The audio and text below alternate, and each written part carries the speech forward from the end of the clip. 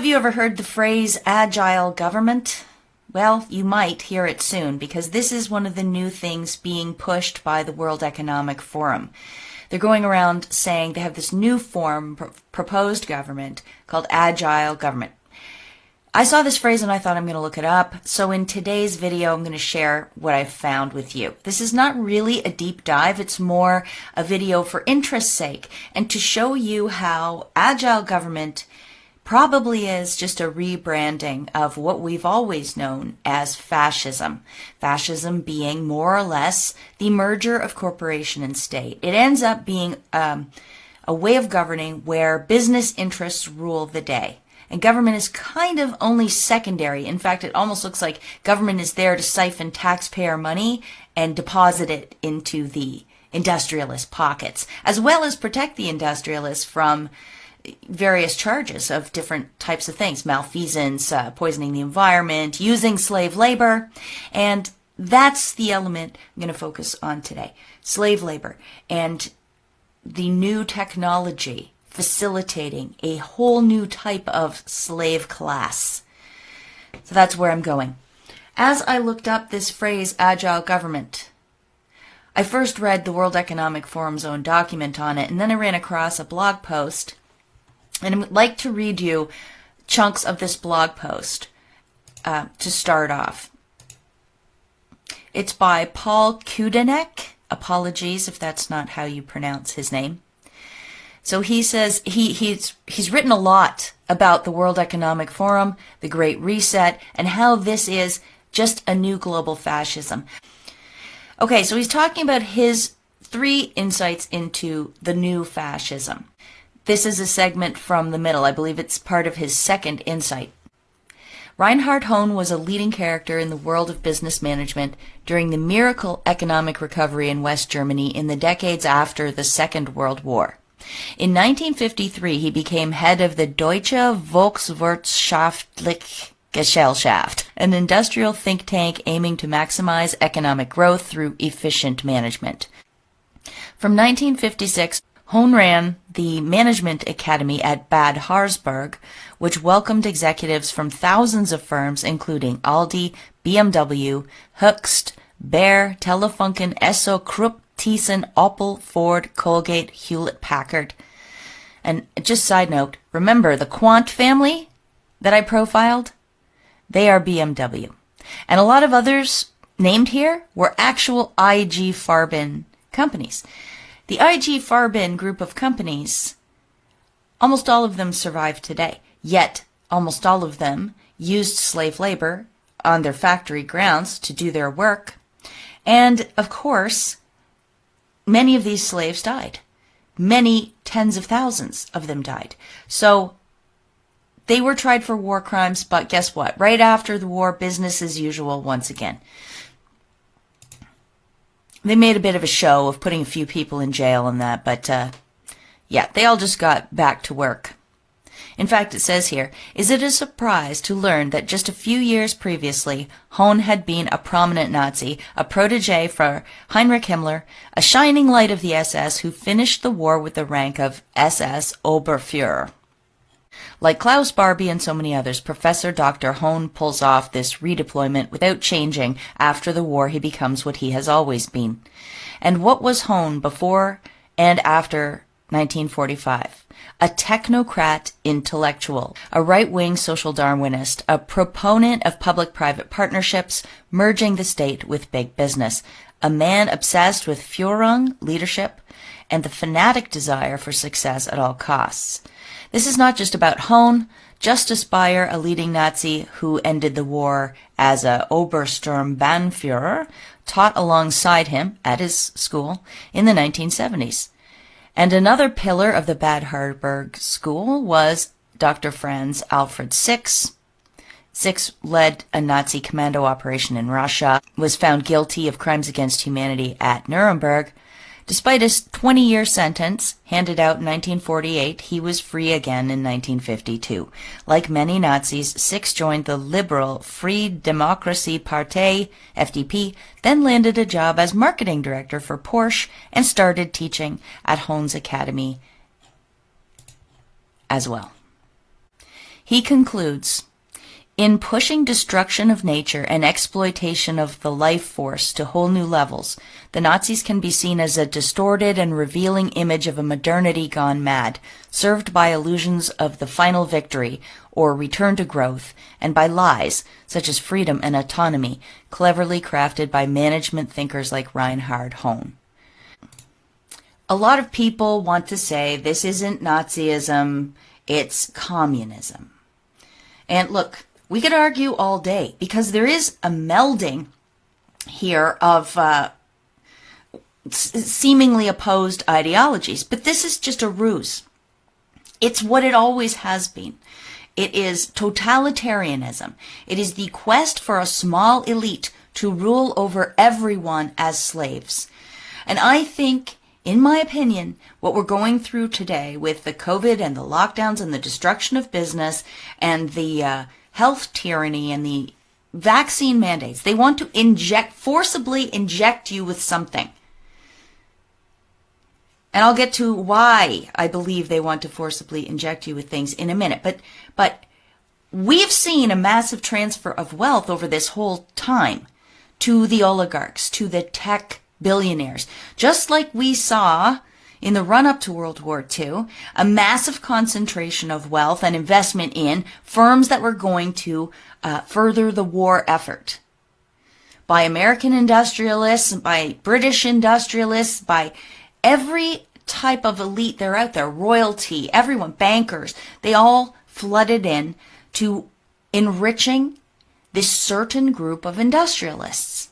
And that certain group of industrialists killed a lot of people, not just on the factories with the terrible work conditions, not just in the death camps, which were death camps for many reasons, not just purposeful extermination, but medical experimentation and overwork and exposure to harsh chemicals and exposure, starvation, all kinds of things killed these people. And it was the industrialists in Germany who ran that operation with the consent of the government, at least with the blind eye turned from the government, because it was a symbiotic relationship. So to me, this is what we're going through today is a repeat of that. Only this time it's global and it is run by organizations in the center of it all, such as the United Nations, the World Health Organization, and the World Economic Forum. Let me return to this right here. This is put out by the World Economic Forum in 2017. The famous video that they put out about how the world could change by 2030. That's what they themselves say. And the first slide in this slideshow is, you'll own nothing and you'll be happy. Okay, so what do you call that? Communism? Fascism? This seems like a new thing. And it is a new thing, but it's based on the old fascist model. And here we have, from April 27, 2020, the Microsoft patent describing tracking brain activity to mine cryptocurrency. And that goes perfectly with this idea. And I'll explain more about that a little later. Because what was the big boon for the industrialists in Germany in World War II? What was the big boon, aside from tons of money coming in from the other elites from around the world? It was the fact that they got away with using many hundreds of thousands of slaves to do the work in these factories, whether captured from other countries and brought to Germany, or factories were sometimes set up in the captured nations and they got the slaves from there. Dissidents in their own countries, prisoners of war, obviously Jews, gypsies. These people were put to work involuntarily in the factories. And because they were prisoners, they had no rights. I believe that ever since then, the industrialists have wished for a repeat of that situation. And I think now they think they've found it. And that is by, I'm going to use the word like chemically castrating us. not just physically but mentally, through what is happening right now, the health tyranny, combined with things like this. They're going to monetize our very bodies. Back to the blog post. And here's where he mentions agile governance. Kudinek says they're free to obey, to practice what Klaus Schwab calls agile governance, and to push for efficiency and productivity above all human considerations, which are not regarded as important by his cold techno-fascist mind. It transforms each person into a thing, an object, which must be useful in order to have the right to live and exist. The Germanic individual becomes a tool, raw material, and a factor of production, of growth, of prosperity. This outlook has no time for the idle or the ill, for anyone who cannot show themselves to be productive and profitable. Any such antisocial misfits and refuseniks face social exclusion and even the concentration camps. So basically, everything I just said. They have always wanted to make humans into real resources. But there's so many pesky nation states getting in the way. If they started to do it, then nation states that were more democratic and into the rule of law and human rights and sane would come and fight them and bomb them and destroy their efforts. And that's exactly what happened, right, during the Second World War. Well, after the Second World War, they formed the United Nations, the WHO, the World Bank, the IMF, and shortly thereafter, the European Union, and shortly thereafter, the World Economic Forum formed. And whereas the other ones purport to be looking after human rights, the World Economic Forum purported, and always has, to be looking after business and the rights of business and how to get governments to agree to lighter and lighter regulation of business. Eventually, of course, through subversion, through bribery, through blackmail, and just corruption in general, the businesses got their feet in the door of the UN through their charitable foundations. Suddenly, that got them a seat at the table. So they just used fancier words and put lipstick on their pigs and presented them as nice charities doing humanitarian work. And in that way, so they got into the United Nations, they got into all these world body organizations, but the coup de grace came when the World Economic Forum and the UN merged. And the vehicle they've chosen to get us all with is health. So the World Health Organization is put out front. They're the ones running the show for the cameras, for the PR campaign, for the general public. But in behind here, we've got the oligarchs, the business interests, the industrialists, who want nothing more than to use humanity as a resource, just like they did just before and during World War II. Because even if you weren't a prisoner of war or one of the dissidents, you were forced to be an operative of the state through social pressure campaigns and ostracism campaigns and incentives, just like now. Just like now, only with a whole different front facing you. Aren't we being asked right now to participate fully in the medical tyranny or lose our jobs, lose our income, lose our family, lose our access to hospitals, lose our access to transportation, and on it goes. You either go in and be a functionary of the state voluntarily, or you become a dissident and a refusenik, and then are ostracized and at risk of becoming a political prisoner of some sort in the future. I've done a lot of videos about this topic, but right now I want to show you clips from, really short, from these two here. They Hate Us, which I did in January 2020, and Weaponized Philanthropy, which I did in April 2020. This one is all about the Fourth Industrial Revolution and the technical the technological pieces of that puzzle. And I was trying to explain that they are going to they're going to destroy everything we know now about the way economy and work works. And they have a new model ready to go. And this involves something called the circular economy, modern monetary theory, the Internet of Things with 5G, and of course the destruction of energy based on fossil fuels. These are key elements of it. And you say to yourself, if they're going to go through this technological revolution, don't they themselves need power somehow from it?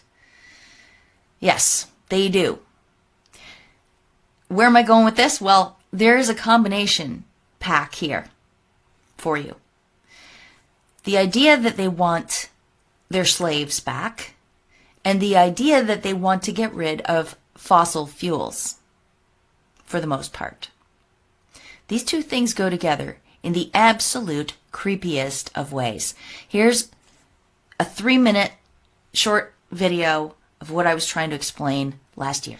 Considering that they are really pushing Western countries to get off of fossil fuels, what would produce the energy needed? Remember that in the circular economy, a lot of jobs will be lost. Robots will do everything in consult with the Internet of Things. In MMT, modern monetary theory, they say they don't need a backing for the value of money.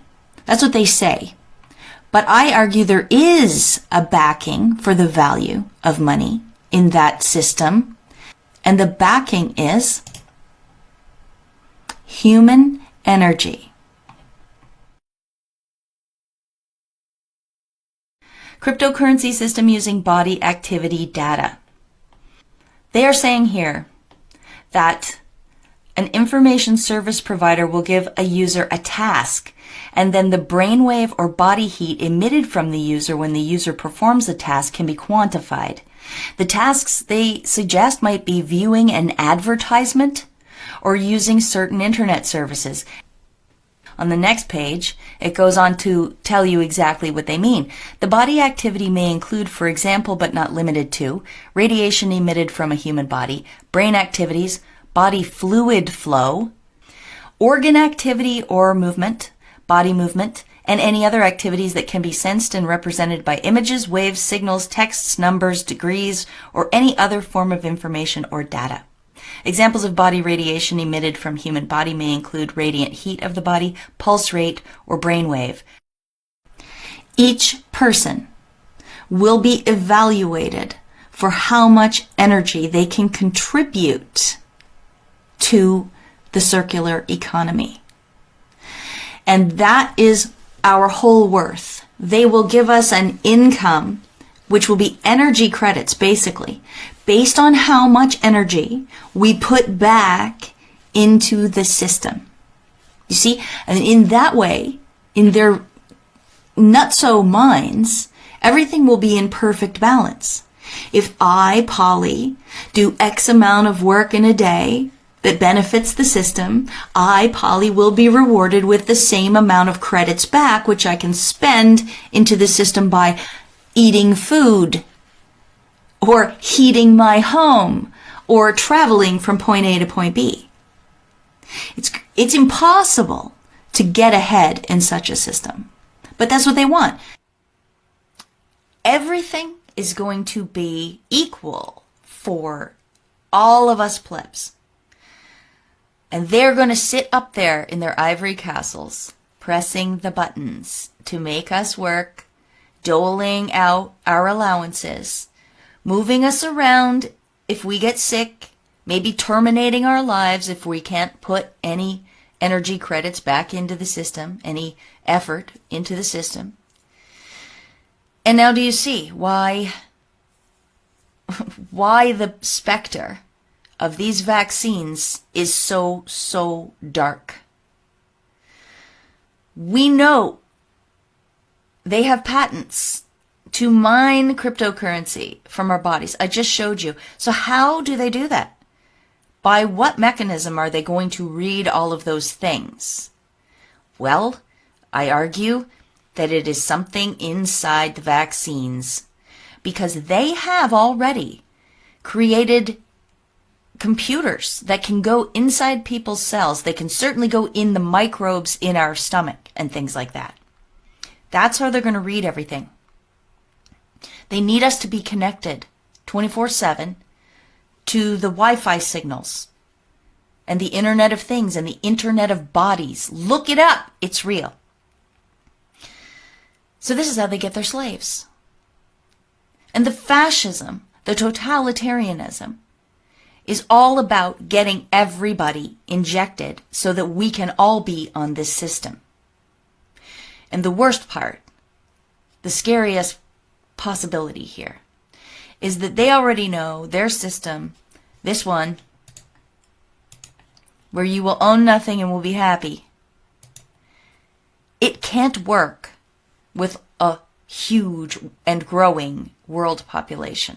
That's too unpredictable for them. It's too unsustainable for them. Anytime you hear the word sustainable, think of the word predictable, because I think that's what they ultimately want. Total predictability, which is why they're coming after our jobs, because if we had different jobs, we would make different amounts of money, and they can't have that. They're coming after the food, because if we could have choice in food, some people might be healthier than others just from their diet, and they can't have that. That throws everything off. Oh, I could go on and on. But my point is that this all looks like a return to the dream they had when they first tried their fascist form of governance back in World War II. And this article is absolutely fantastic because it shows you also how Bilderberg came out of this through the Prince something of the Netherlands. And Prince something of the Netherlands is actually buddies with Klaus Schwab and helped him set up the World Economic Forum. And while we're talking about the World Economic Forum, let's look again at this agile governance phrase, which is what started it all. Here's the article from the World Economic Forum. Here's how agile governance could help manage global uncertainty. Look at the picture they used, by the way. Isn't this interesting? A man in a suit is free. He has no mask. He's not wearing one of these suits, but who's there? The slaves. The literal faceless slaves. I believe these industrialist types, they do hate us. They hate us. They can't stand the sight of us. Look at this picture. Why would they use this picture? Why would they use a picture like that? Because they're not talking to us in these articles. They're talking to each other. This is the world they're promising them. And so many of these sick corporate leaders are going in for it. It's disgusting. All right, so in the article, they say incremental policy development is part of agile governance. Incremental reminds me of the totalitarian tiptoe, how they do things in little small stages so people don't really notice how bad it's getting. They say policy innovation is part of agile governance. Policy innovation is just as critical as technological innovation. Current regulation and policy systems can restrict new innovations and market entrants by being excessively prescriptive. Governments should aim to identify new techniques for how to regulate industry, how to govern responsible technology development, and how to create a competitive marketplace. For example, Japan is creating an outcome-focused, technology-neutral regulatory framework for autonomous vehicles. The framework defines the desired goals for AVs and measures performance against them. This regulation includes a system of exemptions to permit the trialing of AVs, voluntary technical requirements, and continuous revision of regulation based on trials. So basically just go out and try these things. There's no rules about it. Anytime you get in a crash or something changes, we will constantly revise the regulation. But what does this mean to the people living through the trials? Are their streets a total mess? Are people dying because there was only an outcome-based regulation, not an actual safety regulation? And I'm calling this the as long as the trains are running on time scenario. As long as they can point to innovation continuing, they'll say that that's a robust and healthy and safe environment. There's two more elements to agile government. Leveraging scientific methods and approaches, they call it. I call it lawlessness. Policymaking is increasingly about experimentation. Governments are creating spaces to test new ideas, including regulatory sandboxes, test beds, laboratories, innovation spaces, or experimentation programs that are outside of standard governance procedures. And I think if you look around, that's exactly what's happening. How can that be good for people? It isn't. They're constantly changing and playing with and trying out regulation on the fly without debate in Parliament, without passing laws. This is called lawlessness. They call it policy innovation. Another word for this, in my opinion, is anarcho-tyranny. Anarcho-tyranny. Anarchy for those above, tyranny for those below. I won't finish reading this, but you can see that this is a massive change in the way we're doing things. It reflects why the rule of law seems to have gone out of the window in our countries. It only benefits industrialists. And finally, cross-sector collaboration, which I'm calling corporate takeover or fascism. They say policymaking should be a participatory, collaborative process that engages all relevant stakeholders, including businesses, independent regulators, and citizens. For example, businesses can be encouraged to govern themselves through market-led governance mechanisms, such as self-regulated industry codes of conduct.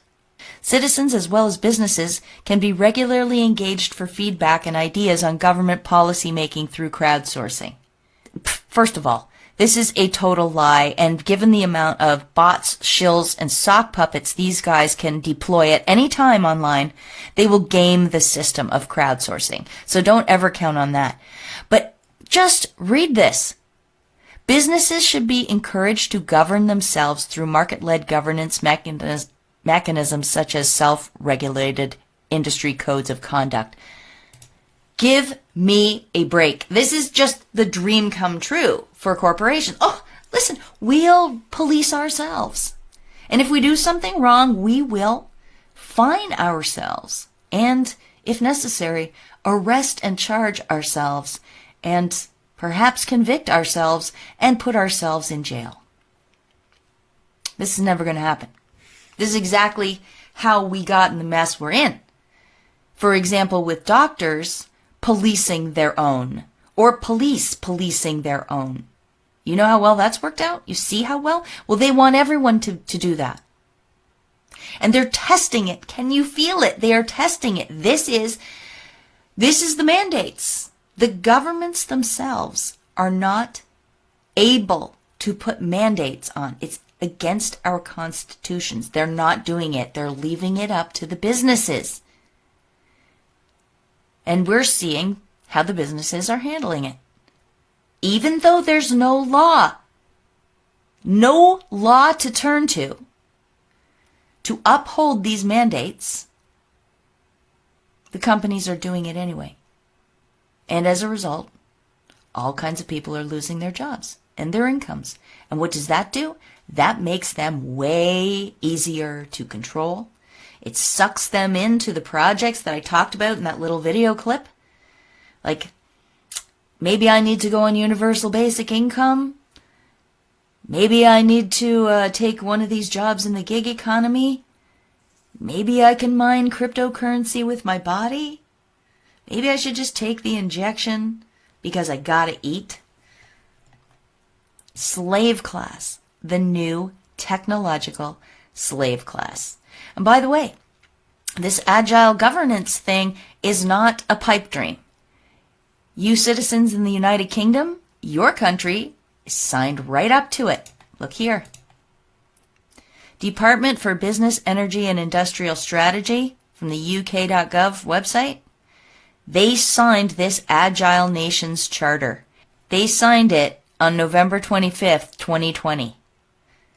Says the charter is not legally binding, so that's good. But we see again how they're circumventing the law anyway. Law is out the window. Traditional work is out the window. Traditional policing is out the window. Traditional medicine is out the window. All we have left is totalitarianism through mob control and corporate tyranny. Does it sound like fascism to you? Sounds like it to me. So here's how agile governance could help manage global uncertainty, where there's one class of people who's free to come and go, and another class of people who are faceless, controlled, ready to serve. Comes about through the merging of corporation and state, with a dash of UN Sustainable Development rainbows thrown in. This makes it all seem like we're doing it for the oceans and the skies and for human rights all over the world and to end poverty, end hunger, end gender disparity in the workplace or whatever bogus crap they peddle with their rainbows. That's all marketing. The truth is, the global oligarchy are creating technological slave race through the medical tyranny and totalitarianism. Next time you hear the phrase agile governance, you'll know what it means. I'm going to stop talking now. Need a drink. Thank you for being here. Thank you for listening. Please go over to my website, amazingpolly.net, if you enjoyed this video. You can visit the contact page and send me something, some financial support through the online payment form there if you like, or write me a letter. The P.O. Box address is there for you. Also, don't forget to visit me on Gab, Rumble, and my other BitChute channel, More Polly. All right, everybody. Thanks a lot for listening. Until next time, peace out.